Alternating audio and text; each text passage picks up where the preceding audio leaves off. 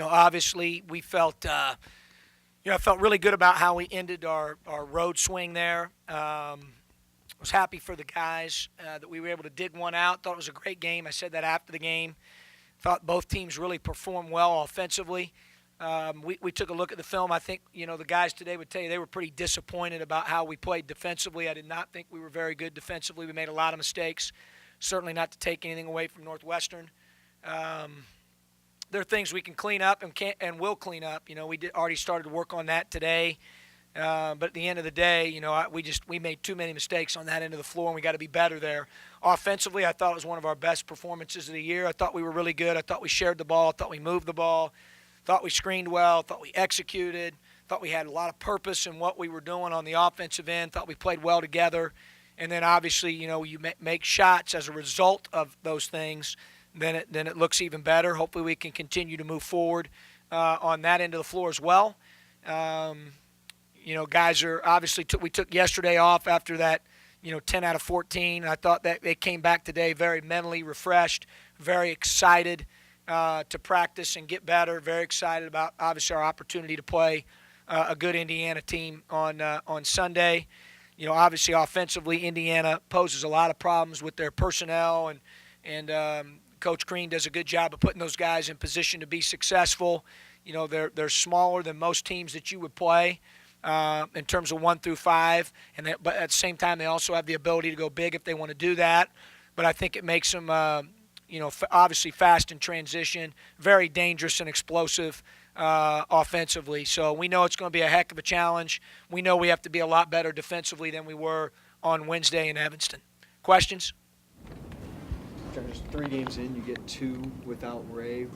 I guess how has your team kind of adapted and changed without him the last couple? Well, as you know, Jeremy, because you follow us, we've changed quite a bit. Not just that, but even spring until now, we've changed. We've been a chameleon a little bit. But I think great teams have an ability, programs have an ability to do that, so we've not used that as an excuse at all. And we've talked a lot about having the next guy step up, getting it done by committee, figuring it out, coming up with solutions, being adaptable, being willing to adjust. And our guys have been very open-minded to that. It helps when you have a captain, certainly of the leadership ability of Egwu. He can really rally those guys and really connects our guys and does a great job of that, both on the court and off the court, both during games and during practices. So he really deserves a lot of credit for our team being as adaptable as it has been and being able to bend without breaking, So, we continue to learn more about how we need to play with this particular group. I thought we took a step in the right direction Wednesday.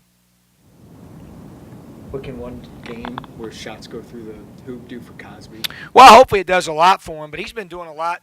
We were laughing today. He took another charge in the game, and we put it on there as a Matto, and so guys were laughing. They said, Coach, he never took a charge in Seton Hall in his entire career, and he's now taken several, and then does some great things defensively for us, guarding the ball and competes, and he digs out rebounds. He's dug out rebounds and big wins for us. So I think the thing with him is he understands there's more to the game than just that. He's learned that being here the 2 years. Now you add the shot making to it, and obviously you see the ball go in as a shooter. I think that certainly gives you confidence or more confidence in that area to work in concert with the other things that he'd been doing really well. So I thought that was encouraging. And, anytime you see the ball go through, Jeremy, I don't care who you are, I think that breeds some confidence. More kind of how you pictured your offense to go a little bit with him knocking out some shots. Mott had some big shots for you in that game. In that particular game, yeah, but, back in the spring, if you said how'd you envision something, then one guy, then you envision it, then another guy, then you envision it, then another guy, then which is kind of what Jeremy was talking about earlier. You got to be adaptable, and we've had to be a chameleon a little bit, and so goes life and basketball, and you got to be able to adjust and be adaptable. And I'm just proud of the way our guys have handled themselves, through the stretch of being on the road, through the stretch of some injuries and some different things with the roster, and they've just been so positive. But again, I think that goes back to leadership, and it goes back to Egwu. What does it do for you? I know you were excited after the Maryland game about the crowd and what that did for you guys. What does it do now? Yeah, I was told today it's going to be a sellout, so we need them. And I thought our fans sensed it last time that we needed them. I thought they were phenomenal And we need them tomorrow to be our sixth man. I know Pete Carroll talks a lot about the games in Seattle, the 12th man. We need them tomorrow to be our Sunday, to be our sixth man, and they've done that a lot of times for us. Certainly, not to say that the last time against Maryland was the only time, but you just really felt it. The weather was 30 degrees below with wind chill and ice, and they could have had all kinds of excuses, and 12,000 plus showed up with that type of weather. That was incredible, and it felt like there was about 20,000 in there. So our fans deserved a lot of credit for that one, and hopefully they'll come and be that sixth man on Sunday. I know you've talked about the Screwlings 4 or 5 on the road. Now I know you don't want to look too far ahead, but you've got 4 of the next 5 at home, starting with the game Sunday. Is that kind of refreshing for the guys to get to know that they're going to be playing? I don't know. We're trying to take it one game at a time. I was proud of the way they handled that stretch. I really did think they were warriors from a mindset perspective. They had a lot thrown at them, had to deal with a lot of adversity and some success as well. But for us right now, we've talked about it kind of being a 2-game homestand. And, all we've talked about obviously is, Indiana. You watch them on film, you realize that's enough to talk about right now. Obviously they're as I said earlier, very explosive offensively. I think they're a load on that end, do a great job, and then defensively they mix match their defenses and they do a good job of that as well. So that's going to be the challenge in front of us, and that's what we're most concerned about.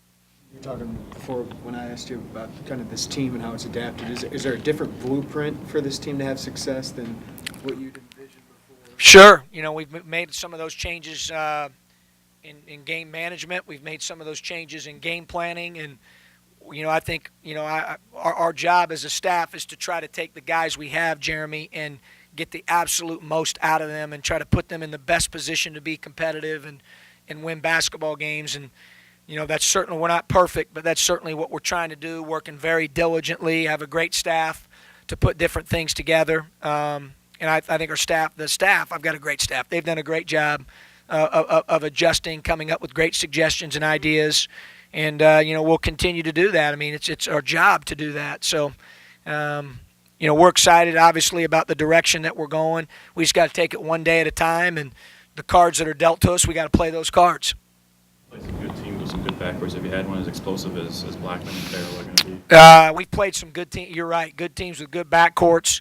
They're right up there. I mean, Farrell and Blackmen obviously are very explosive, both, combining for around 32 points per game, but they combine for more than just points. I mean, I think they give them energy on offense.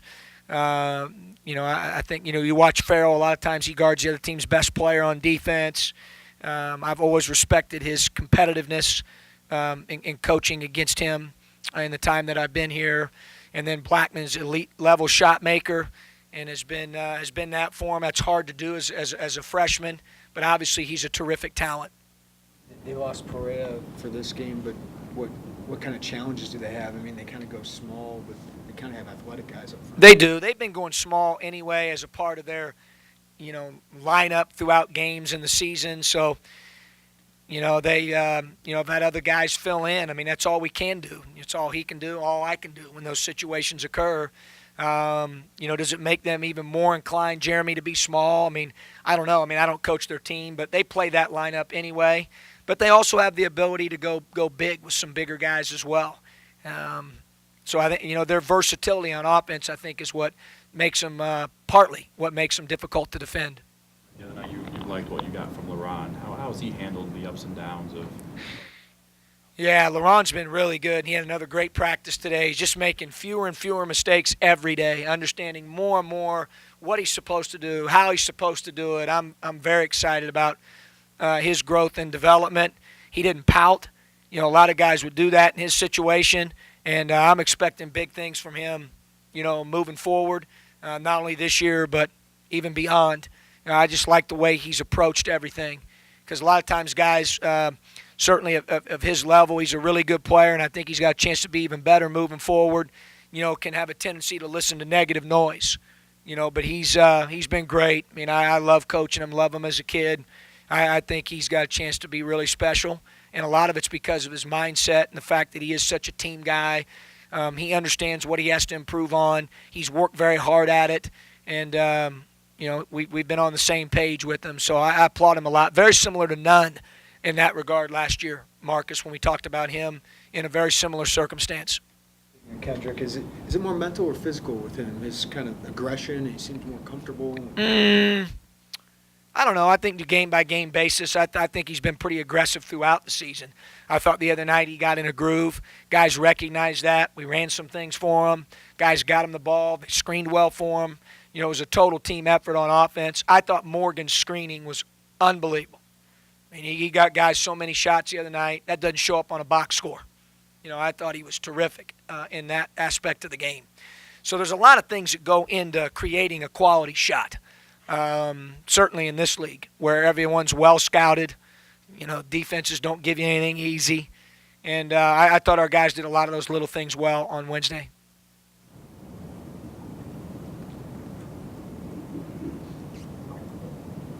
Questions from the phone lines?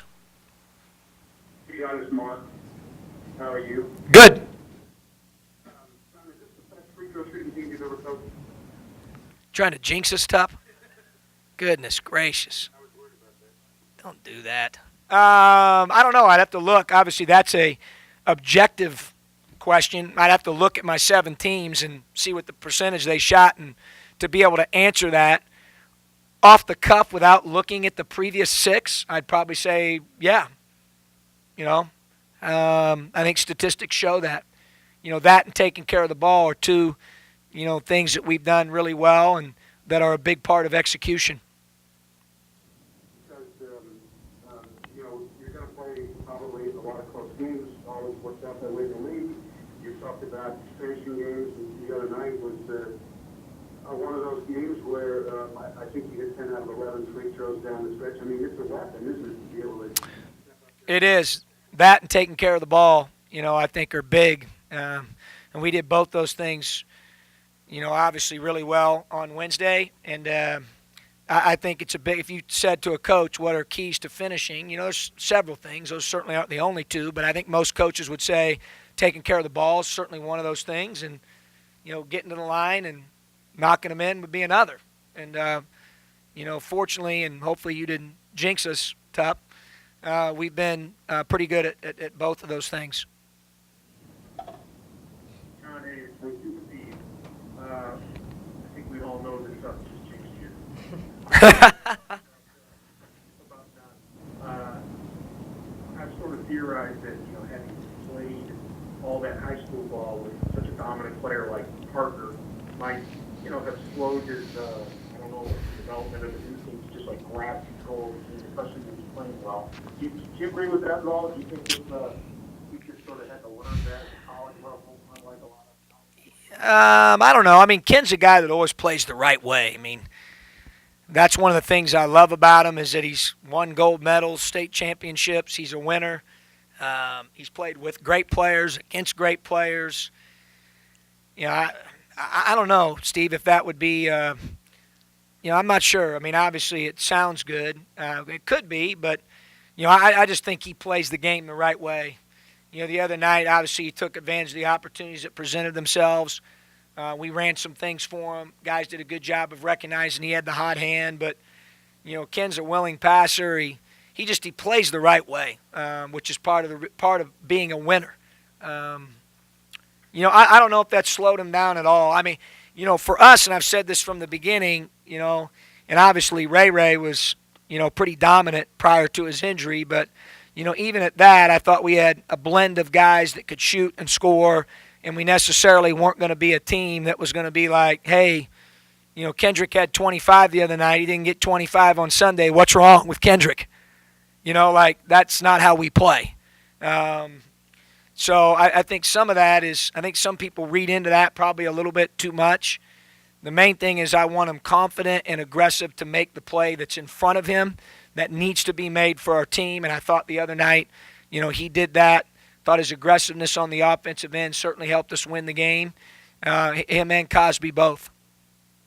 One more for me. You talked about Cosby improving in areas that aren't about shot making. Where is Starks in that regard? guard? How's he coming along? Stark's been solid. He's been solid defensively.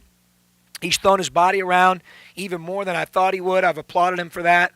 And I think that he can still – he'll be the first to tell you maybe make a few more physical, nasty plays for us. But he's really improved in those areas a great deal from the time he's got here until now. And, I appreciate the way he sacrifices his body and blocks out and defends. And, he's done some good things for us there as well. Both those guys, I think, have really grown and matured beyond just being offensive basketball players. John, one more from Mr. Driggs here. Have you thought back? Have you ever had a game that you coached in, assistant or head coach, where you had no ball handling or passing turnovers like you did the other night? That seems really rare. Yeah, I can't recall one, Tup.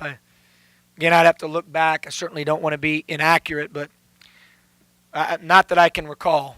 I thought we did a good job of that. We moved the ball well. But our guys will tell you, it's kind of an expectation. So one thing we have done very consistently at an extremely high level for 3 years nationally. So it's kind of like it's who we are, And I think our guys expect to take good care of the ball. They understand we're not going to play perfect. If we want to make mistakes, we want them to be forced or aggressive mistakes. And we always talk about, trying to play with around 10-ish. Fortunately the other night for us, we played with 3. If I could bottle that up, Mr. Jinks, I'd take that again. Thank you. Sure. Anything else on the phone line? Or anything final news? Okay, guys, appreciate your patience. Thanks.